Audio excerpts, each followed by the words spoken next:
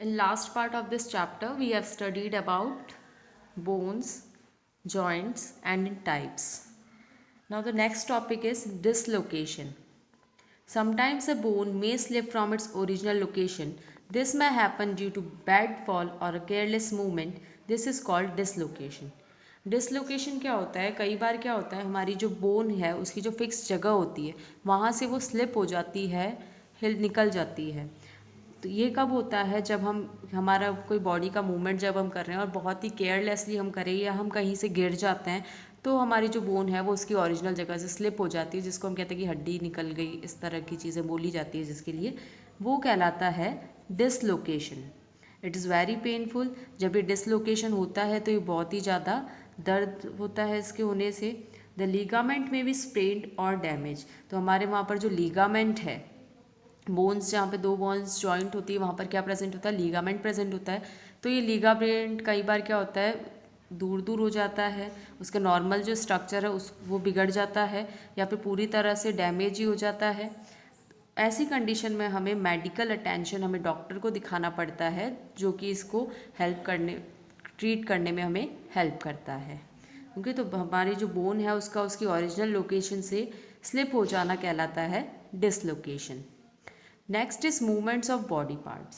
Bones and muscles work together to enable a body part to move. हमारी कोई भी body का part जब हम मूव करते हैं तो उसको मूव करने के लिए हमारी जो बोन्स और मसल दोनों ही एक साथ काम करती है। Muscles are attach to the bones by tough connecting bands called tendons. Muscles जो है वो बोन से एक टफ कनेक्टिंग बैंड के रूप में अटैच होती है जिसको बोला जाता है टेंडन्स। ये टेंडन्स की डेफिनेशन को आप अंडरलाइन करोगे। टेंडन्स जो होते हैं ये हमारे बोन्स को इलास्टिक बनाते हैं, मतलब हमारी जो मसल्स है उसको हम इजीली मूव कर पाएँ, इसके लिए टेंडन्स अवेलेबल होते हैं। Muscles are like elastic bands. Elastic देखा है आपने सबने, इलास्टिक को हम कैसे मूव कर सकते हैं, स्ट्रेच कर सकते हैं, रिलीज कर सकते हैं, वैसे ही हमारी मसल्स होती हैं। They can only pull, they can not push. ये क्या, हम इसको क्या कर सकते हैं, सिर्फ पुल कर सकते हैं, हम इसको पुश नहीं कर पाते हैं। मतलब हम इसको क्या कर सकते हैं, सिकुड़ सकते हैं, लेकिन हम उसको और ज़्यादा स्ट्रेच नहीं कर सकते। To make the bone move 2 sets of muscle are required. अगर हमें कोई भी बोन को हमारी मूव करना है, हमारी बॉडी के अंदर अगर हम कोई भी मूवमेंट कर रहे हैं तो उसके लिए हमें 2 तरह की जो मसल होती है, 2 सेट मसल्स के रिक्वायर्ड होते हैं। Late us study with the help of an example considers the movement of one arm. अब इसको हम एग्जाम्पल की मदद से समझेंगे। जैसे हमारी जो आर्म है, यहाँ पे डायग्राम में आपको ये आर्म दिख रही है, इसका जो मूवमेंट है वो किस तरह से हो रहा है। It is controlled by 2 muscles, bicep and tricep. ये जो आर्म का मूवमेंट है इसको कंट्रोल करने के लिए 2 मसल्स हैं जिसका नाम है बाइसेप और ट्राइसेप। जब हम हमारी आर्म को रेज करते हैं, रेज करना मीन्स जब हाथ उठाते हैं, तो जो बाइसेप है, ये बाइसेप वाली जो मसल है वो कॉन्ट्रैक्ट हो जाती है। इट मीन्स वो सिकुड़ जाती है, शॉर्ट हो जाएगी, जिसकी मदद से हम हमारी जो आर्म है उसको ईजीली पुल कर पाएंगे। जब हम हमारी हाथ को नीचा करेंगे, हमारे आर्म को जब हम नीचा करेंगे तो जो ट्राइसेप मसल है नीचे वाली वो कॉन्ट्रैक्ट होती है, सिकुड़ जाती है और बाइसेप अपनी वापस नॉर्मल पोजीशन में आ जाती है। ये जो ट्राइसेप है, ये बाइसेप और ट्राइसेप के रेगुलर कॉन्ट्रैक्शन और एक्सटेंशन से ही हमारी जो आर्म है उसका मूवमेंट पॉसिबल हो पा रहा है। बाइसेप ट्राइसेप जब कॉन्ट्रैक्ट होती है तो बाइसेप रिलैक्स करती है। उस टाइम पर ट्राइसेप छोटी हो जाती है। जब कॉन्ट्रैक्ट होगी तो ट्राइसेप क्या होगी, छोटी हो जाएगी, चौड़ी हो जाएगी।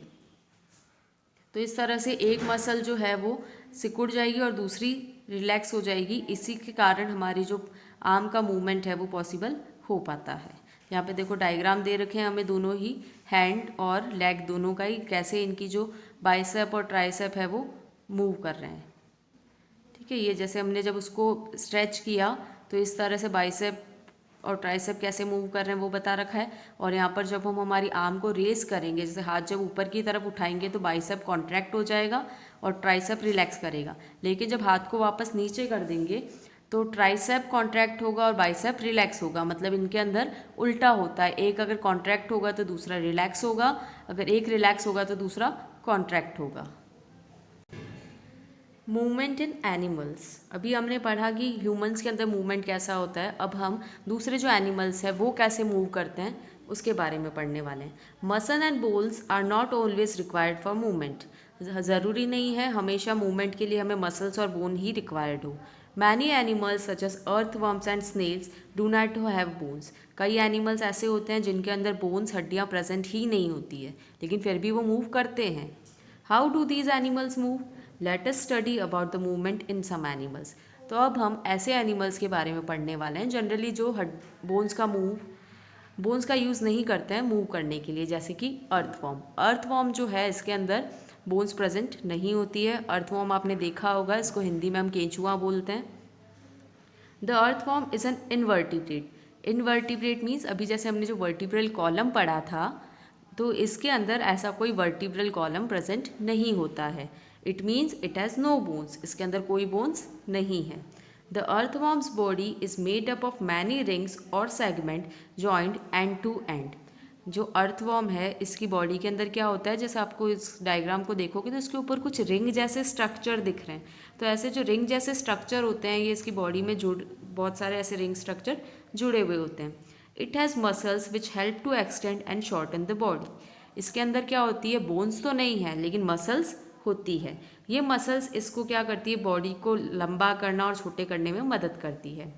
During movement the earthworm first extend the front part of the body keeping the rear part fix to the ground. Then it fixes the front and release the rear part. Earthworm जब move करता है तो क्या करता है, अपनी body का जो पीछे वाला हिस्सा है उसको तो ज़मीन से चिपका हुआ रहने देता है, आगे वाले हिस्से को वो उठा के आगे की फ्रंट पार्ट जो है उसकी बॉडी का उसको आगे की तरफ फोर्स करता है, और फिर बाद में जो पीछे वाला हिस्सा है वो भी आगे की तरफ मूव होने लग जाता है। जैसे रेंगते हुए आपने देखा होगा, पीछे वाले हिस्से को बॉडी से स्टक करके, फ्लोर से स्टक करके रखेगा ज़मीन से, और आगे वाले हिस्से को मूव करेगा। जब आगे वाला हिस्सा पूरा मूव हो गया फिर पीछे वाले हिस्से को भी उठाएगा। Shorten the body and pulls the rear part forward. ठीक, जैसे मैंने अभी आपको बताया ये क्या करता है, अपनी बॉडी को छोटा कर देता है और फिर अपनी जो पीछे वाला जो बॉडी पार्ट है उसको आगे की तरफ मूव करता है। तो ऐसे ही रेंगते हुए स्मॉल डिस्टेंसेस, थोड़ा थोड़ा डिस्टेंस कवर करके मूव करता है। Repeating such muscle contraction and expansion the earthworm moves through the soil. Earthworm कहाँ में रहता है, मिट्टी के अंदर रहता है, तो वो ऐसे ही अपने मसल्स को एक बार कॉन्ट्रैक्ट करता है, वो मसल सिकुड़ जाती है, फिर वापस उसको रिलीज़ करता है, एक्सपेंड करता है, और इसी तरह से वो आगे मूव करता है। The body of the earthworm secrete a slimy substance to help the movement. Earthworm की बॉडी जो होती है वो एक चिपचिपा सा सब्सटेंस सीक्रेट करती है जिससे उसको मूवमेंट में हेल्प मिलती है। It also has many hair like bristle which are connected with muscle.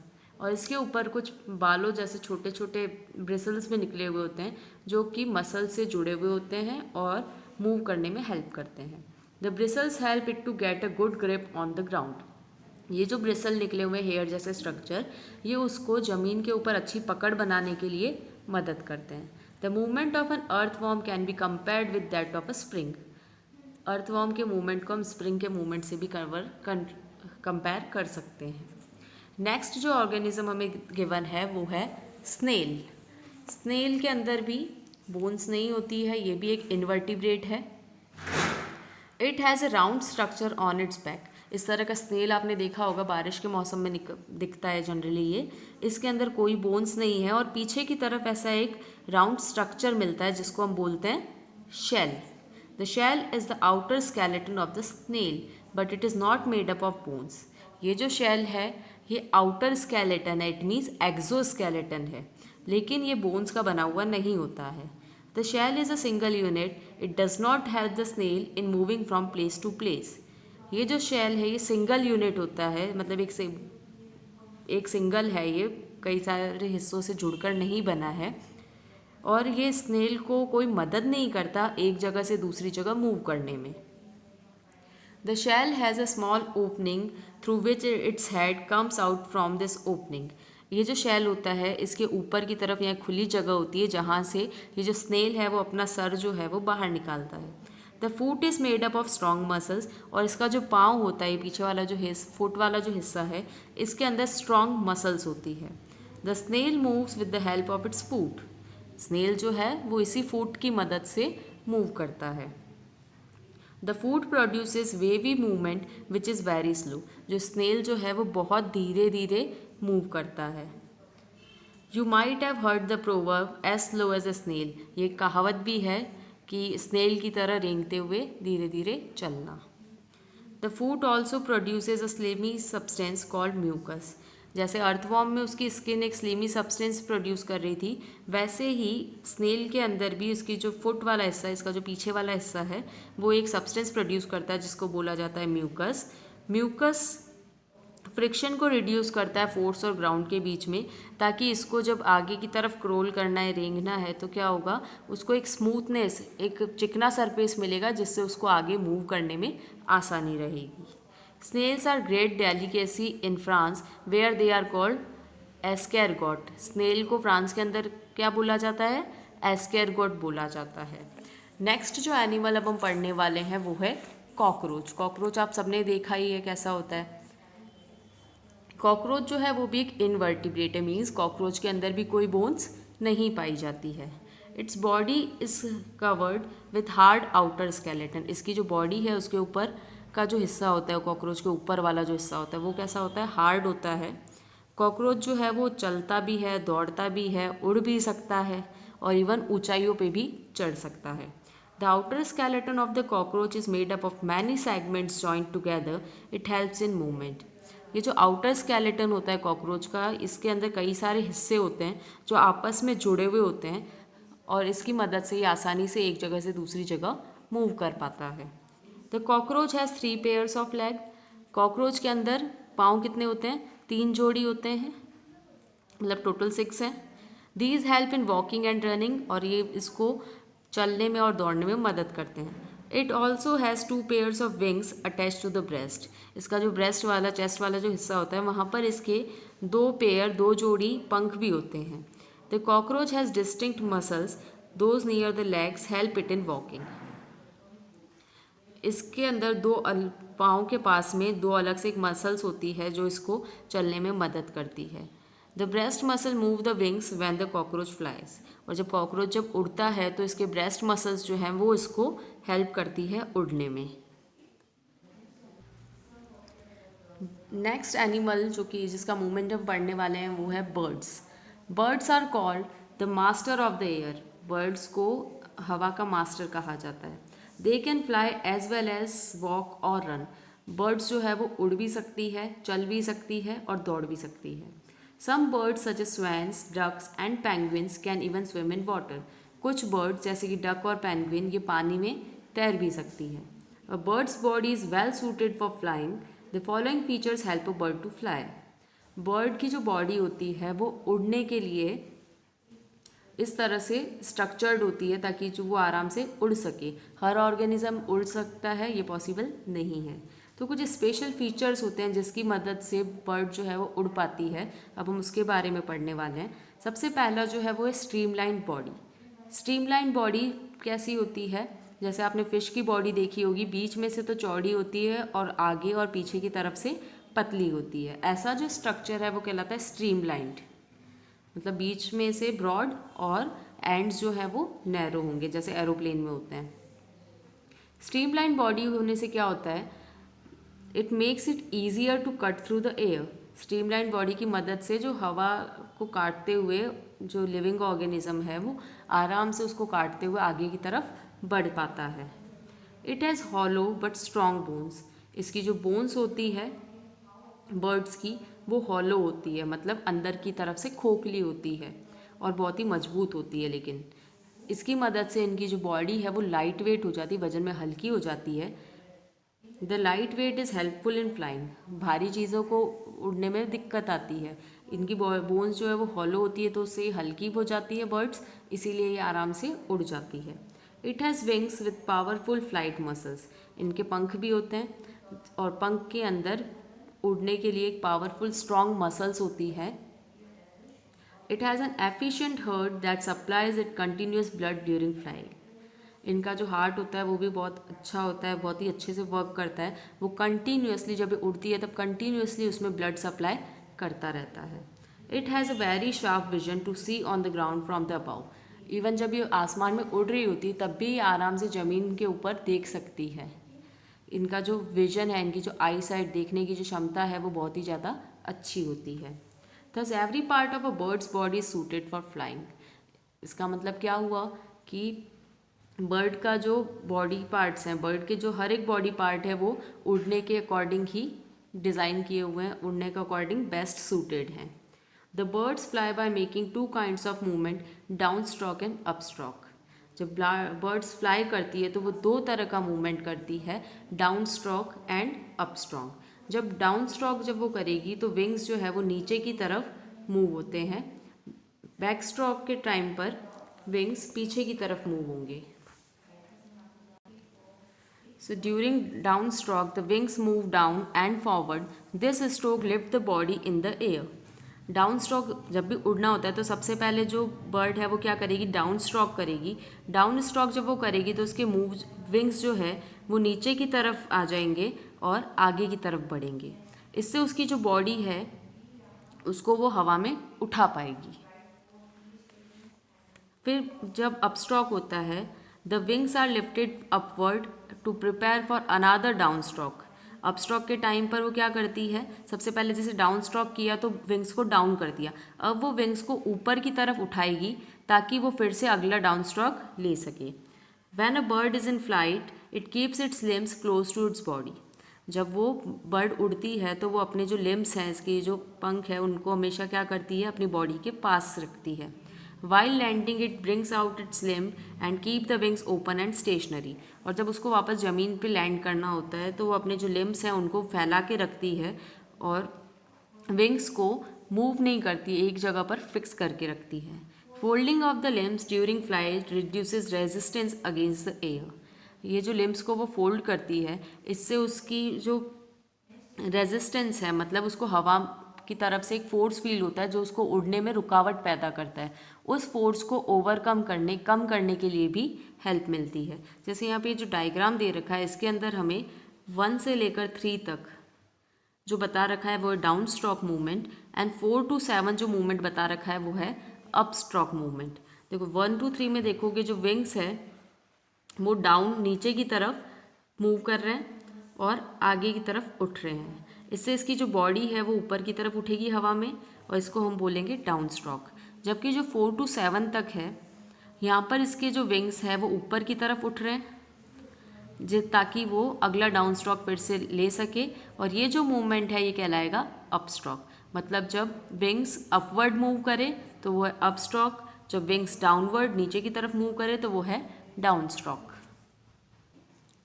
Okay, next जो मूवमेंट है वो है movement in fish. A fish has a streamline body broad in the middle and narrow at both end. ये जैसा अभी हमने birds के अंदर पढ़ा था, फिश की बॉडी भी स्ट्रीमलाइंड होती है, मिडल में से चौड़ी होती है, ब्रॉड होती है, जबकि एंड्स पर पतली नैरो होती है। जैसे इस डायग्राम में आपको क्लियरली ये चीज़ विजिबल है। Such a shape allows the fish to cut through the water easily. और इस शेप होने के कारण वो आराम से पानी के अंदर तैर पाती है। The skeleton of the fish is covered with strong muscles.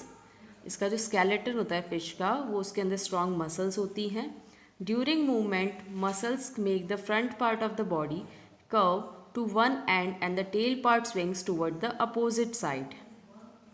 जैसे यहाँ पे ये मूवमेंट दिख रहा है, इसके अंदर जब फिश मूव करती है तो क्या करेगी, जो फ्रंट हिस्सा है मतलब आगे वाला जो हिस्सा है उसकी बॉडी का, उसको तो वो आगे की तरफ मूव करती है, और उसकी जो कर्व हिस्सा जो है पीछे वाला जो टेल वाला हिस्सा है वो हमेशा उसके अपोजिट डायरेक्शन में जाएगा। जैसे यहाँ पर हम देख रहे हैं ये वाला हिस्सा कैसे है, इस तरफ आ रहा है, और टेल वाला हिस्सा इस तरफ आ रहा है, तो इस तरह से वो कर्व शेप करती है। The fish forms a curve as shown in the figure. जैसे इस डायग्राम में बता रखा है हमें, फिश अपनी बॉडी को इस तरह से कर्व शेप में मूव करती है। Then quickly the body and the tail curve to other side. और इससे क्या होता है, उसकी जो बॉडी या टेल है वो दूसरी साइड में मुड़ जाती है। ऐसे अलग अलग डायरेक्शन में मूव करने के कारण इसकी बॉडी को एक पावरफुल जर्क लगता है। जर्क मतलब एक धक्का सा लगता है, जिसके कारण उसकी बॉडी आगे की तरफ मूव हो जाती है। A series of such jerks make the fish move ahead. और इसी जर्क के कारण ये जो फिश है ये आगे की तरफ मूव कर पाती है। This is held by the fins of the tail, और इसके जो टेल वाले पार्ट में जो फिन्स प्रेजेंट है उसकी मदद से ये आगे मूव कर जाएगी. Other fins on the body of the fish help to keep the balance of the body and to change direction while swimming. तो जो पीछे टेल वाले हिस्से पर जो फिन्स हैं वो तो इसको हेल्प कर रहे हैं मूव करने के लिए, जो आगे वाले हिस्से पर जो फिन्स हैं वो इसकी बॉडी को बैलेंस करने के लिए और डायरेक्शन चेंज करने के लिए हेल्प करेंगे. लास्ट ऑर्गेनिज्म जिसके बारे में हम पढ़ने वाले हैं वो है स्नेक. सांप आपने सबने देखा होगा किस तरह का होता है. The backbone of the snake has many thin muscles. Snake के अंदर भी बैकबोन होती है और उसके अंदर बहुत ही पतली पतली सी मसल्स भी प्रेजेंट होती है. These muscles are connected to each other. ये सारी मसल्स एक दूसरे से जुड़ी हुई होती है. Muscles also interconnect the backbone, ribs and skin. ये सारी मसल्स जो है वो बैकबोन, रिब्स और स्किन से जुड़ी हुई है. A snake's body can curve into many loops. Snake की बॉडी को अगर आप देखोगे तो इस तरह से वो बहुत सारे उसके ऊपर लूप्स ऐसे कर्व्स बनते हैं और फिर वो आगे की तरफ मूव करता है. इसका हर एक जो लूप होता है इस तरह से राउंड शेप का, वो इसकी बॉडी को आगे की तरफ मूव करने में हेल्प करता है, आगे की तरफ धकेलने में हेल्प करता है बॉडी को.